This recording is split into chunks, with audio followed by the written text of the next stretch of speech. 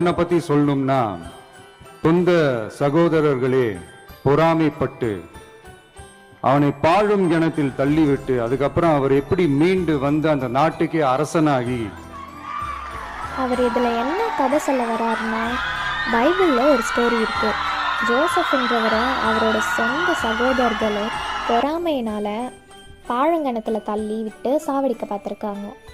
அவரோட சொந்த முயற்சினால் அவங்க தள்ளி விட்டதுக்கப்புறமும் அவராகவே மேலே வந்து ஒரு நாட்டுக்கே அரசனானார். அரசனானது மட்டும் இல்லைங்க, அவரோட சகோதரர்களை காப்பாற்றவும் செஞ்சுருக்காரு.